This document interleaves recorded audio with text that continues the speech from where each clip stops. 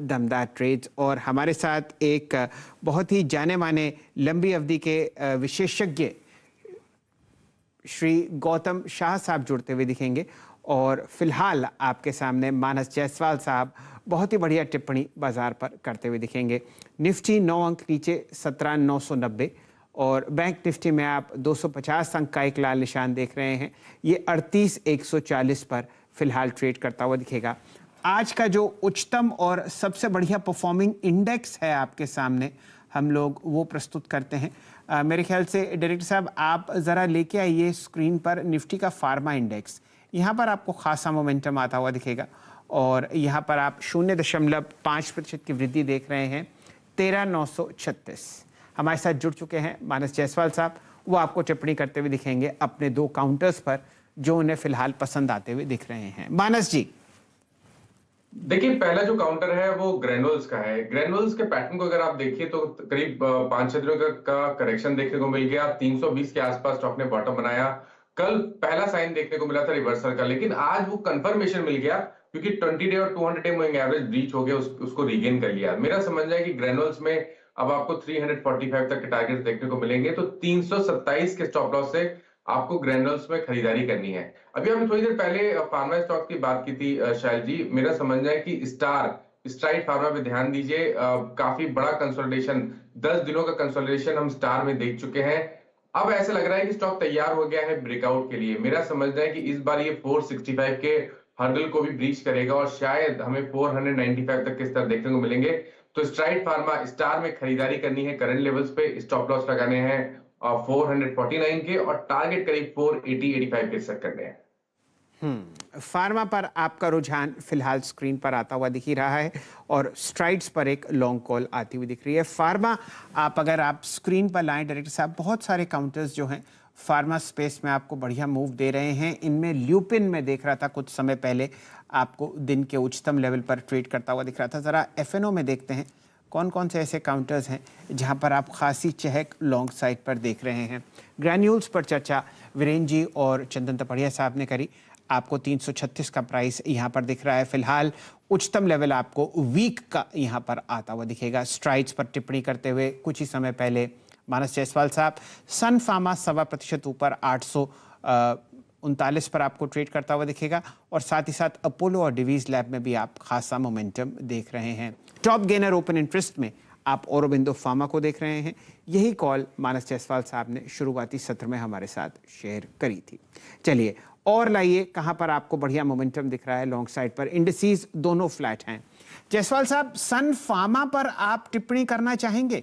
ये फिलहाल दिन के उच्चतम लेवल पर ट्रेड करता हुआ दिख रहा है और प्राइस एक्शन आपको दिख रहा है तेजी में 5 दिन की गिरावट के बाद। एक कैंडलस्टिक चार्ट प्रस्तुत कीजिए मानस जी के लिए डायरेक्टर साहब। मानस जी, सन फार्मा। देखिए, फार्मा स्टॉक्स की जब बात होती है और उसमें जो स्ट्रॉन्गेस्ट नेम है उनकी जब बात होती है तो उनमें सन फार्मा डेफिनेटली आता है, क्योंकि यहाँ पर चार्ट पे तो ट्रेंड बहुत क्लियर दिखता है। अगर आप वीकली चार्ट लगाएंगे तो आपको 400 रुपए से लगातार हायर टॉप्स हायर बॉटम बनते हुए दिखेंगे और हर बार जब भी करेक्शन देखने को मिलता है तो कहीं ना कहीं ये 20 वीक मूविंग एवरेज पे सपोर्ट ले लेता है। इस बार भी अगर आप देखिए तो करीब 5-6 दिनों का करेक्शन देखने को मिल गया। 20 डे मूविंग एवरेज के आसपास स्टॉक ने सपोर्ट लिया और आज पहला साइन है रिवर्सल का। मेरा समझना है कि कम से कम जो रीसेंट हाई 860 के हैं वो तो आपको देखने को जरूर मिलेंगे, इसलिए 829 के स्टॉप लॉस से खरीदारी करिए 860 रुपए के टारगेट के लिए। आपके सामने फिलहाल बढ़िया मूव्स सन फार्मा में आ सकते हैं। इससे पहले कि हम अपने नए मेहमान श्री गौतम शाह का स्वागत करें, आप ज़रा देख लीजिए जीएमडीसी का चार्ट। यहाँ पर आपको दिन का उच्चतम लेवल अब 86 रुपये 20 पैसे आता हुआ दिख रहा है। काउंटर 6.25% ऊपर 6.6% की वृद्धि आप यहाँ पर ताबड़तोड़ तेजी में देख रहे हैं। ध्यान दीजिए, ब्रॉडर मार्केट्स आज आपको फ्लैट ट्रेड करते हुए दिख रहे हैं, लेकिन सरकारी कंपनीज और माइनिंग कंपनीज आपको ताबड़तोड़ मोमेंटम में आती हुई दिख रही हैं। गौतम शाह साहब से जुड़ते हैं। आप गोल्डीलॉक्स रिसर्च के बहुत जाने माने बाजार के विशेषज्ञ हैं और न सिर्फ मध्यम और छोटी अवधि में चार्ट्स देखते हैं बल्कि लंबी अवधि में भी बहुत बढ़िया बढ़िया विचार देते हुए दिखते हैं चार्ट्स पर। शाह साहब, स्वागत है आपका। नए साल की शुभकामनाएं। थैंक यू शैल जी, आपको भी और आपके पूरे टीम को। जी, अब बताइए गौतम जी, किस हिसाब से आप इस प्री बजट रैली को पकड़ रहे हैं? हम लोग पिछले 6 ट्रेडिंग सेशंस में ताबड़तोड़ मोमेंटम में हैं। क्या फेरबदल होते हुए दिखे निफ्टी और निफ्टी बैंक की चार्ट्स में, और क्या आप अपने क्लाइंट्स को सजेस्ट कर रहे हैं? देखिए, रैली काफी अच्छा रहा है पिछले 12 दिनों में, और मेरे हिसाब से इसकी फाउंडेशन ले हुई थी दिसंबर के महीने में, जहां पर मार्केट एक रेंज में चला गया था और मार्केट गिरना बंद कर दिया था बैड न्यूज के कारण। एंड मेरे हिसाब से वो एक इंडिकेशन थी कि बाजार स्ट्रांग होते जा रहा है। 16,600 800 का बहुत बड़ा सपोर्ट था, वहां से हम लोग ने टर्न अराउंड देखा और काफी अच्छी करेक्शन आई 2-2.5 महीनों में। क्योंकि अगर आप निफ्टी और mid cap small cap indices को देखें तो सिर्फ 10 से 12% की फॉल आई, मगर ऑन एन ओवरऑल बेसिस 25 से 30% की अच्छी करेक्शन आई थी ब्रेथ में। तो मार्केट इसके कारण हेल्दी हो गया, और ये जिस तरह की टर्न अराउंड है और जिस तरह से लीडरशिप वापस आया है, मुझे लगता है कि बाजार चलेगा। थोड़ा सा ओवरडन है शॉर्ट टर्म में, क्योंकि काफी अच्छी तेजी है, 1200 पॉइंट का almost non stop upside market ने देखा है, और हमारा वर्किंग टारगेट 18,200 के आसपास है। तो लगता है कि मार्केट थोड़ा सा यहाँ पर क्वाइट हो सकता है on an index level, but stocks में अभी भी तेजी रहेगी। और अगर हम 18,200 क्लियर कर पाते हैं क्लोजिंग बेसिस पे, तब नई हाइस की ओर हम चले जाएंगे 18,600 और बियॉन्ड। पर जैसे मैंने कहा, opportunities outside of the index है। बैंक्स में जिस तरह की रिकवरी है, I think this is making up for the under performance of the second half of last year. So banks हमें अभी भी अच्छा लगता है। 39,200 हमारा वर्किंग टारगेट है, बट इवेंचुअली धीरे धीरे बैंक निफ्टी भी 42,000 के लेवल तक चला जाएगा। सो अभी पूरी फोकस अर्निंग्स पे है, बजट पे है, थैंकफुली कोविड नंबर्स पे नहीं है। और मुझे लगता है कि market is now beyond Covid, और वो ये डिस्काउंट करना चाह रहा है कि होपफुली ये पैंडेमिक खत्म हो रहा है, और उसके कारण इंडिया और वर्ल्ड में इतनी बड़ी बड़ी तेजी हमने देखी पिछले 2 से 3 हफ्तों में। शाह साहब, ये तो आप ही हमारे दर्शकों को बताइए कि कभी भी बाजार ना गिरता है ना बढ़ता है अगर वही खबर आपको दोबारा दिखती है, यानी कि बढ़ते हुए कोविड के आंकड़े और परेशानी जो आपको हमारी ज़्यादा ज़िंदगी में दिख रही है, उसकी वजह से जो आपने पहले गिरावट बाजार में देखी थी, वो अब कहीं पर भी आपको किसी भी बाजार में आती हुई नहीं दिख रही है। तो ये एक अच्छी बात है। अब आपने जिक्र किया कि बैंक निफ्टी आपको पसंद है, वर्किंग टारगेट यानी कि जो आपको कुछ समय में आता हुआ दिख रहा है वो है 39,200 और लंबी अवधि में 42,000। गौतम जी बताइए, कौन से 2 बैंक जहां पर आप अपना सबसे मजबूत और सबसे अच्छा मोमेंटम बनते हुए देख रहे हैं अगले 1-2 महीने के लिए? शैल जी, मेरे नाम चेंज नहीं होते हैं। ये काफी बोरिंग हो सकता है, बट मैं जब भी आपके चैनल में आया हूं पिछले 6 महीनों में, मैंने 2 बैंकों का नाम लिया है। वो है आईसीआईसीआई बैंक और स्टेट बैंक।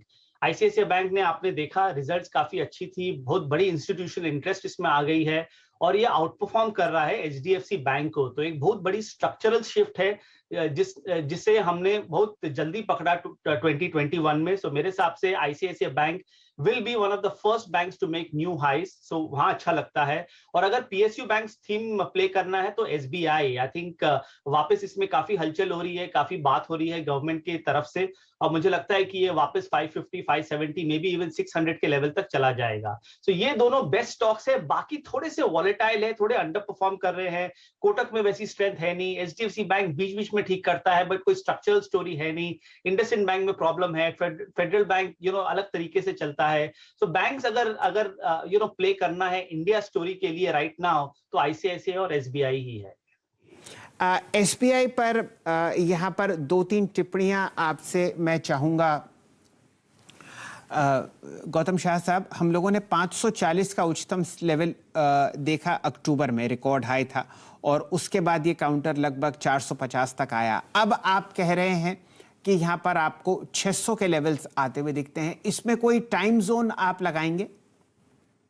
देखिए, टाइम जोन अगर मुझे डालना है, देखिए 600 का लेवल काफी बड़ी तेजी होती है for a state bank, stock like state bank, क्योंकि ये वेल ट्रेडेड है, वेल फॉलोड है, और थोड़ी सी क्राउडेड ट्रेड है। बट फिर भी अगर आप 6 से 8 महीने का अगर व्यू लें तो 600 का लेवल आराम से आ सकता है। और अगर आप लार्ज कैप स्पेस में देखें तो 2 ऐसे स्टॉक है जिसने सालों तक कुछ नहीं किया और पिछले एक साल में इन्होंने ब्रेकआउट देखा और उसके कारण ये काफी अच्छी रिलेटिव स्ट्रेंथ दिखा रहे हैं। तो एक तो L&T है जो हमारा फेवरेट हमेशा से रहा है, मैंने हर बार आपके चैनल पे इसके बारे में कहा है, और ये वापस 2000 के लेवल पे है। और SBI जिसने सालों तक कुछ नहीं किया और जिस तरह की ब्रेकआउट हमने 6 महीने पहले देखी, मेरे हिसाब से ये अभी 1-1.5 साल चलेगा। लोग काफी छोटे PSU बैंक्स के बारे में बात करते हैं, बट मेरे हिसाब से उसमें जाना नहीं चाहिए, उसमें मोमेंटम नहीं है, स्ट्रेंथ नहीं है। टॉप क्वालिटी में रही है। स्टेट बैंक और Canara bank is the best way to play the PSU banking theme, बाकी सबको अवॉइड कीजिए। बिल्कुल। तो यहाँ पर 3 बैंक्स आप लोग अपनी गांठ में बांधिए। ये गौतम शाह साहब के चार्ट हैं जो उन्हें लंबे लंबे व्यूज देते हुए दिख रहे हैं तेजी की तरफ। अब शाह साहब जरा धीरे धीरे मुझे बताइए, कैनरा बैंक का आपने क्या लक्ष्य साधा है? देखिए, ऐसे लेवल्स बोलना थोड़ी सी डिफिकल्ट है, बट अगर बैंक निफ्टी में यहां से समझिए 10 से 15% की तेजी हमें लगती है ओवरऑल बेसिस पे, तो कैनरा बैंक में आराम से 20 से 25% की तेजी हम लोग को मिलनी चाहिए। So what we are talking about is outperformance, और तो वैसी तेजी कैनरा बैंक में भी मिलेगी। हो सकता है कि अगले एक साल का अगर व्यू ले तो 300 का लेवल कैनरा बैंक पे आ सकता है। चलिए, अब ये ध्यान दीजिए, पोजिशनल ट्रेड्स हैं बैंकिंग स्पेस में, और कैनरा बैंक पर 304 डिजिट आप ICICI बैंक में देख रहे हैं, और 600 रुपए के आसपास आपको जुड़ता हुआ दिख रहा है तेजी में SBI। चलिए, अब ऐसा कीजिए शाह साहब, पहले आप अपने तरकश में सारे तीर निकालिए, अलावा इसके आप कहां कहां मोमेंटम देख रहे हैं लॉन्ग साइड पर, और फिर मैं अपने प्रश्न आपके सामने रखूंगा। 3 स्टॉक हमने डिस्कस कर लिए, साथ ही साथ L&T भी कर लिया, और बताइए। देखिए, अभी के मार्केट में और आजकल के मार्केट में सेक्टर स्पेसिफिक और करेक्ट थीम को पकड़ना बहुत जरूरी है, क्योंकि हमने पिछले 2 साल में देखा कि कोई थीम 3 से 6 महीने चलती है, उसके बाद वो एक कंसोलिडेशन या बड़ी करेक्शन में चली जाती है और फिर वो वापस 6 महीने बाद आती है। हमने ये फार्मा में देखा, क्योंकि फार्मा 2020 का one of the best performers था, 2021 के फर्स्ट हाफ का one of the best performers था, पर पिछले 6-7 महीनों से उसने कुछ नहीं किया। आज फार्मा थोड़ा चल रहा है, मुझे लगता है कि ये एक स्ट्रक्चरल स्टोरी है और फार्मा में इस लेवल से बहुत बड़ी तेजी आएगी। सो अभी के जो लेवल्स है, यहां से मुझे फार्मा इंडेक्स पे 20% की तेजी लगती है। 17,000 के लेवल तक फार्मा इंडेक्स जा सकता है। तो अगर इतनी बड़ी तेजी अगर आती है, जो मुझे बाकी के सेक्टर्स में उतना नहीं दिखता है, तो सारे जो टॉप फार्मा स्टॉक्स है जिसमें बड़ी करेक्शन हमने पिछले 6 महीनों में देखी, वहां पर अच्छी अपॉर्चुनिटी है। तो एक तो हुआ फार्मा, और secondly IT। I think IT में भी 3-4 महीने की कंसोलिडेशन से वो सेक्टर निकल रहा है। हमारा टारगेट वहां पर 40,400 का है। HCL tech, Wipro, Birla soft, ये सारे स्टॉक्स हैं जो हमें अच्छे लगते हैं। सो IT और फार्मा मेरे हिसाब से अच्छा करेगा यहाँ से। और जो छोटे जो पॉकेट्स हैं वो मेरे हिसाब से auto ancillary, textile, sugar, some distillery companies, ये सब फर्टिलाइजर, आई थिंक ये जो बाकी जो 4-5 पॉकेट है, मेरे हिसाब से इसमें बड़ी तेजी मिलेगी इस साल। सन 2022 का टेक्निकल आउटलुक आपको चार्ट्स के जरिए बताते हुए दिख रहे हैं गौतम शाह साहब। धीरे धीरे शाह साहब, जरा यहाँ पर अब आपके सामने जो पसंदीदा काउंटर्स आपने IT में रखे हैं, HCL टेक, विप्रो और बिरला सॉफ्ट। चलिए, आपने फार्मा में बहुत ही लॉन्ग साइड मोमेंटम का जरिया बताया। 20% आप इंडेक्स पर देख रहे हैं, जो फिलहाल 13,900 पर हमारे सामने आज हल्के से हरे निशान में चहकता हुआ दिख रहा है। यहाँ के टॉप पिक्स शाह साहब कौन से होंगे?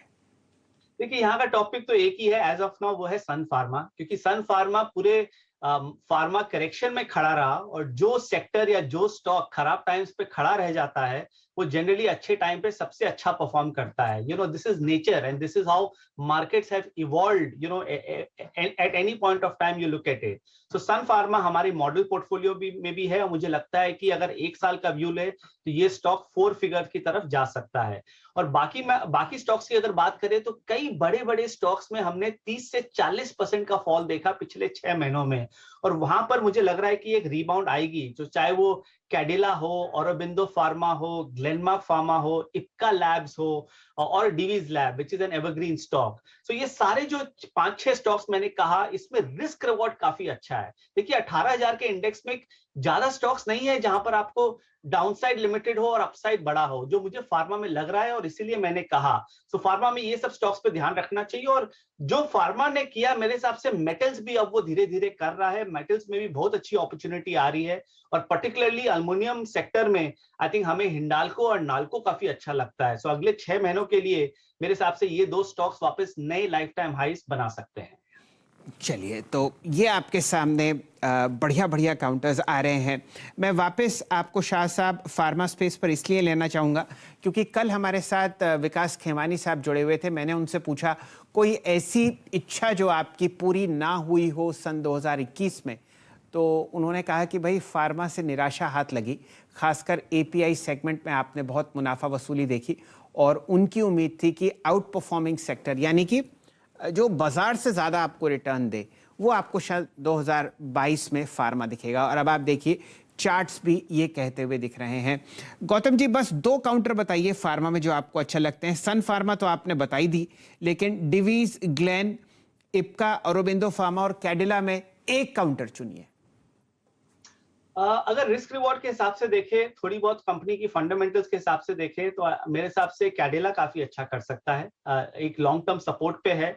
इस स्टॉक ने पिछले साल काफी अच्छी तेजी देखी, उसके बाद बड़ी करेक्शन आई, और यहाँ पर अब लग रहा है कि वो धीरे धीरे घूमेगा। हो सकता है कि आपको 1-2 दिन में रिटर्न नहीं मिले, पर थोड़ी सी लॉन्ग टर्म व्यू रखिए, मीडियम टर्म व्यू रखिए, आई थिंक उसमें अच्छी तेजी बन सकती है। अब हमारे सामने 3 और 3 6, 3 बैंक्स, 3 आईटी, 2 फार्मा और 2 मेटल काउंटर शाह साहब अपनी लंबी अवधि के चार्ट से आपको पकड़कर दे चुके हैं।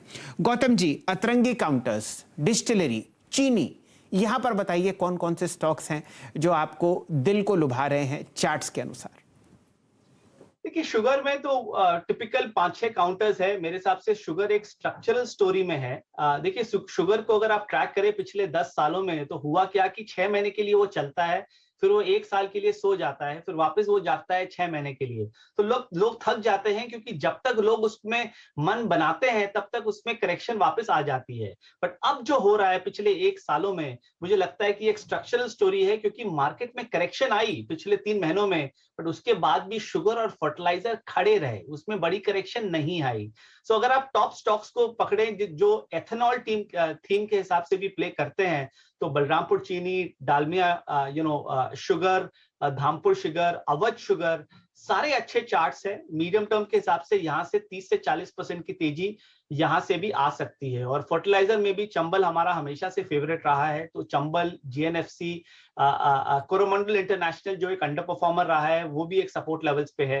तो ये पूरी जो बास्केट है अलॉन्ग विद टेक्सटाइल्स को भूलना नहीं चाहिए। मैं इतनी अच्छी चीजें इसके बारे में सुन रहा हूँ लोगों से फंडामेंटली, और चार्ट्स भी अलाइंड है। अगर आप देखें तो बहुत बड़ी स्ट्रक्चरल स्टोरी प्ले हो रही है, और जो चाइना फैक्टर है यहाँ पर, और जिस तरह के चार्ट्स है, सारे जो टॉप 5-7 टेक्सटाइल कंपनीज है, मेरे हिसाब से 2022 में काफी अच्छा करेंगे। टेक्सटाइल्स यकीनन शाह साहब एक समझिए बहुत ही लंबे बुल रन में आपको जाता हुआ दिख रहा है, और हम लोग 15-15 साल के, 20-20 साल के ब्रेकआउट्स यहाँ पर ट्रैक कर रहे हैं। 2 पसंदीदा काउंटर टेक्सटाइल में, ये एक सेक्युलर स्टोरी भारतवर्ष के लिए उभरती हुई दिख रही है, और बहुत केपेक्स भी हो रहा है। देखिए, एक तो वेल्सपन इंडिया अच्छा लगता है। स्टॉक ने काफी अच्छा किया पिछले 18 महीनों में। 30 के लेवल से ये आज 150-155 के लेवल तक आ गया है, और मुझे लगता है कि ये 200 के लेवल तक चला जाएगा। तो 30 से 40% की तेजी वेल्सपन इंडिया में लगती है। और केपीआर मिल्स जो एक थोड़ा सा क्राउडेड ट्रेड है, हर किसी को मालूम है इसके बारे में, but company is doing great things. Charts अभी भी अच्छे हैं। इस लेवल्स पे मत लीजिए, ये मेरा व्यूअर्स को सजेशन रहेगा। कुछ भी अगर डिक्लाइन आती है तो केपीआर बिल्स पे ध्यान रखिए। और एक और टेक्सटाइल कंपनी है आदित्य बिरला फैशन, जो मैंने पहले भी कहा था। आई थिंक बहुत अच्छी चार्ट्स बनी है पिछले 1 महीनों में, और मुझे लगता है कि यहाँ से इसमें भी 30 से 40% की तेजी आ सकती है।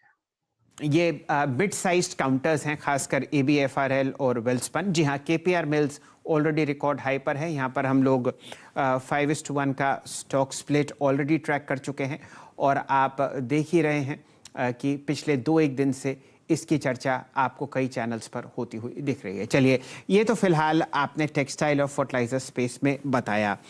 शाह साहब, अब आप जिक्र कीजिए निफ्टी में मजबूती का। आपने कहा ही कि थोड़ा ओवरस्ट्रेच इनिशियली लग रहा है, लेकिन यहाँ पर टारगेट्स बढ़िया हैं। दो मजबूत काउंटर्स निफ्टी के, एलएनटी के अलावा और बैंक्स के अलावा जो आपको इस इंडेक्स को उभरते हुए दिखाएंगे तेजी में। देखिए, अभी के मार्केट में हो ऐसा रहा है कि इंडेक्स के जो 6-7 टॉप स्टॉक्स हैं, सब एक साथ चल रहे हैं और मार्केट को ऊपर ले जा रहे हैं।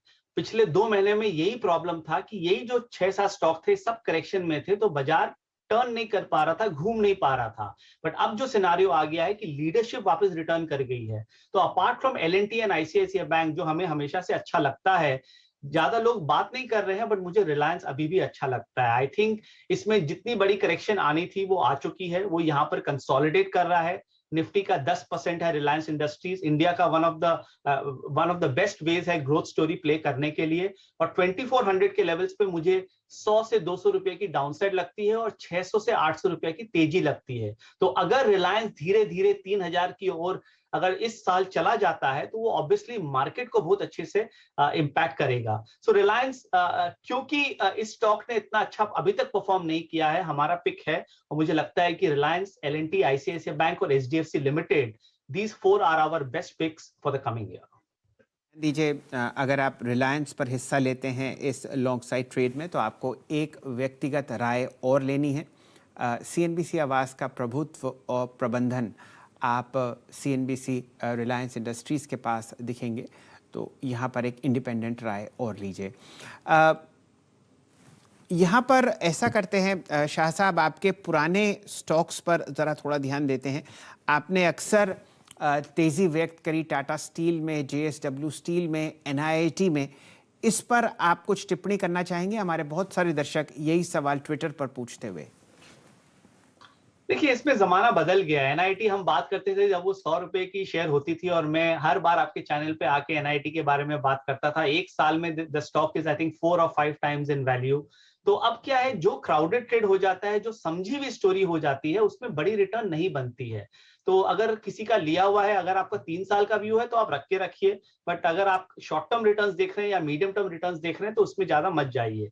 मेटल्स, हम 3 महीने पहले एक्चुअली उस पर नेगेटिव हो गए थे। हम लोग ने काफी अच्छी प्रॉफिट बुकिंग रेकमेंड की थी मेटल्स पे 3 महीने पहले, और हमारा यही व्यू रहा है। बट अगर आप मेटल्स को देखें तो टाटा स्टील में रिजल्ट्स के बावजूद ये स्टॉक चल नहीं पाया। अभी भी लॉन्ग टर्म सेटअप अच्छी है, बट इमीडिएट ट्रिगर्स नहीं है। तो अगर मेटल्स प्ले करना है तो हिंडाल्को, नाल्को मेरे हिसाब से बेस्ट प्ले है। और जेएसडब्ल्यू स्टील डेफिनेटली उसे देखना है कि ये पिछले 3 महीनों में जेएसडब्ल्यू स्टील एकदम एक रेंज में था, जबकि बाकी सारे स्टॉक्स में काफी बड़ी फॉल आई थी। और एक और स्टॉक मैं यहाँ हाईलाइट करना चाहूंगा, वो है स्टील अथॉरिटी। मुझे मालूम है कि रिटेल इन्वेस्टर्स का ये फेवरेट है। ऊपर के लेवल से ये स्टॉक काफी गिर चुका है, बट 110-115 के लेवल पे ज्यादा डाउनसाइड है नहीं। मुझे लगता नहीं है कि ये स्टॉक 100 से 105 के नीचे जाएगा। और अगर मेटल्स इंडेक्स यहाँ से ब्रेकआउट करता है, जो मेरा व्यू है, तो सेल हो सकता है वापस 140 से 50 तक जा सकता है। तो आपके मेटल पिक में हम लोग स्टील अथॉरिटी भी जोड़ते हैं, और ये आपने बिल्कुल सही फरमाया कि ये रिटेल इन्वेस्टर का बहुत ही फ्रेंडली स्टॉक है, क्योंकि एक तो टिकट साइज आपको बहुत बढ़िया दिखेगा, 100-100 रुपये, 99 रुपये के आसपास काउंटर ट्रेड करता हुआ दिखता है। और पिछला जो हाई हम लोगों ने देखा था वो था 145 रुपये, 150 रुपये, वहाँ पर जाने की क्षमता रखता हुआ यहाँ पर स्टील अथॉरिटी।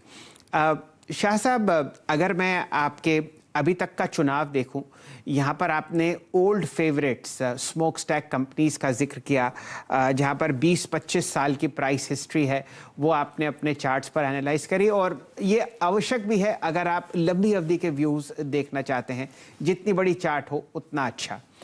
शाह साहब, हम लोगों ने नए नए खिलाड़ी बाजार में जुड़ते हुए देखे तेज़ी में।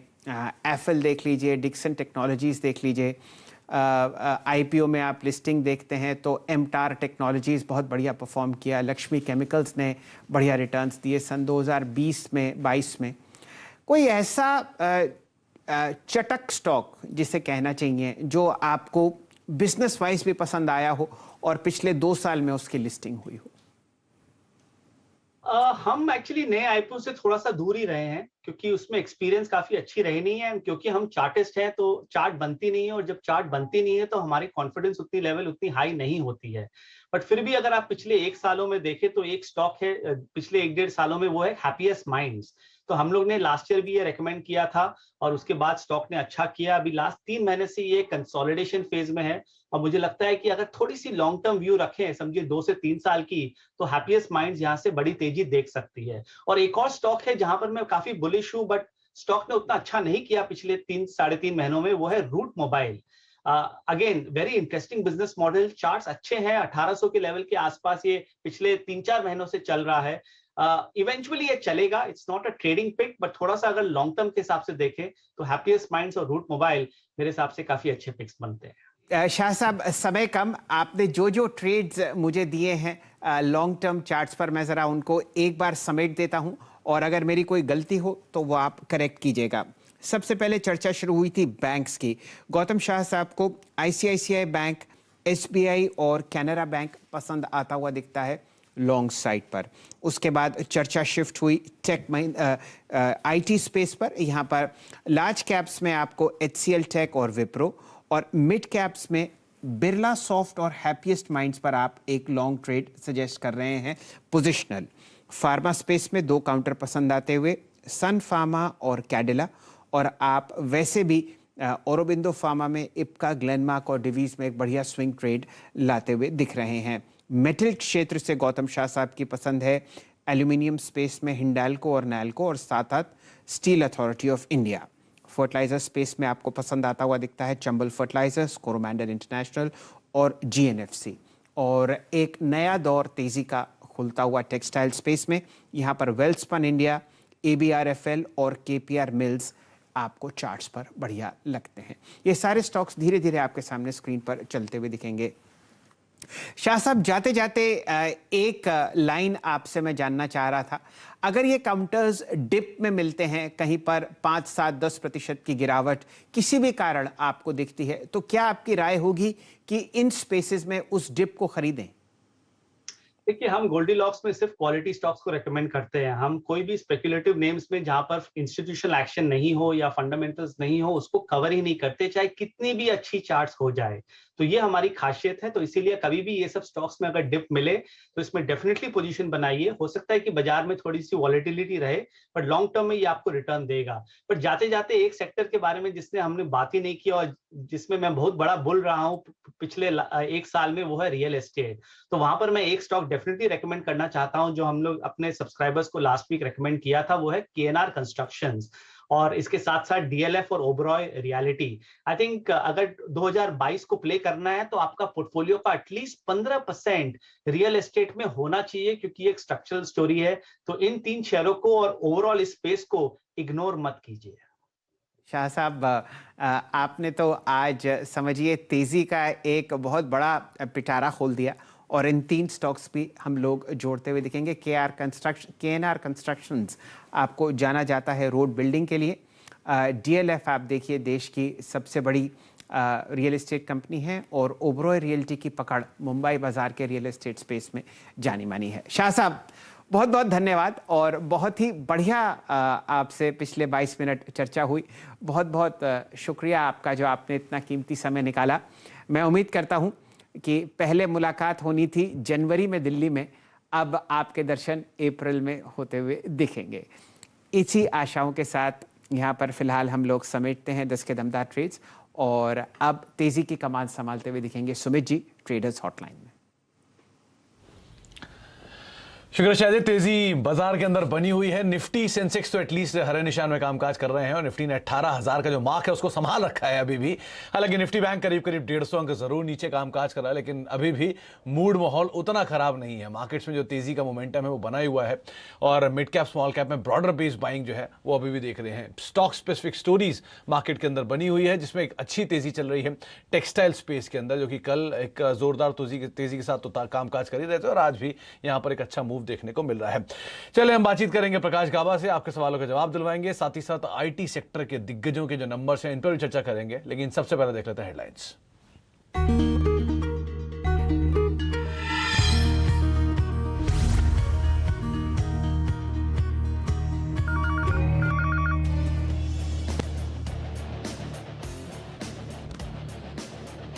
कंसोलिडेशन के मूड में बाजार, निफ्टी 18,000 के ऊपर, लेकिन निफ्टी बैंक में करीब 150 अंकों का दबाव। मिड कैप में 0.25% की मजबूती, फार्मा शेयरों में सबसे ज्यादा एक्शन।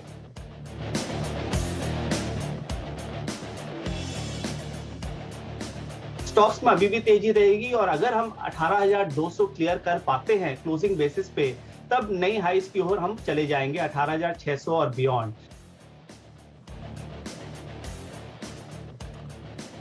गोल्डीलॉक्स प्रीमियम के गौतम शाह ने कहा, बाजार में मजबूती कायम रहने के संकेत, इंडेक्स के बाहर कमाई के ढेरों मौके, नतीजे और बजट मार्केट के लिए बड़े ट्रिगर। बैंकिंग में आईसीआईसीआई बैंक और एसबीआई पर बुलिश, फार्मा और आईटी सेक्टर पर भी पसंद।